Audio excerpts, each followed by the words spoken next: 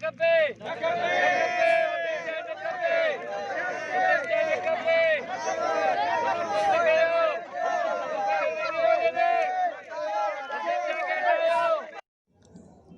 Thar coal block one ते कम कंदड़ मकामी पोरत कंपनियुनि जी नाइंसाफ़ियुनि जे ख़िलाफ़ सरापा एहतजाज बणियल आहिनि।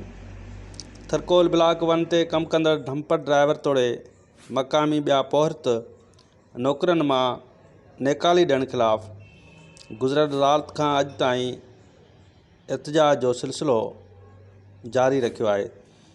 ब्लॉक वन जे ॻोठ वरवाई वटि मेन रोड ते मकामी पोरतनि पारां हयल धरणो 24 कलाक गुज़री वञण जे बावजूदु जारी आहे, जंहिं सबबु रोडनि जे ॿिन्ही पासनि खां गाॾियुनि जूं वॾियूं कतारूं लॻी वियूं आहिनि।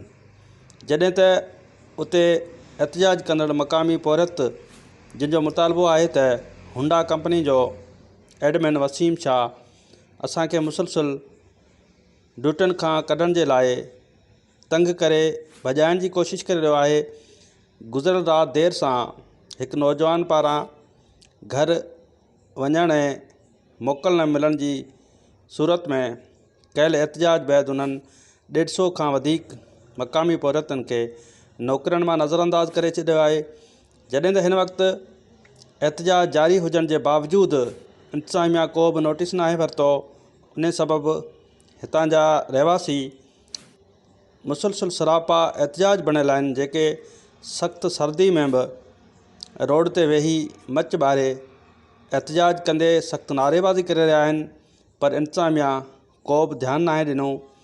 थरी मुलाज़मनि मुतालबो कयो आहे त नोटिस वठी नौकरनि मां बरतरफ़ कंदड़ कंपनी जे एडमिन वसीम शाह खे हटाए संदन इंसाफ़ कयो वञे।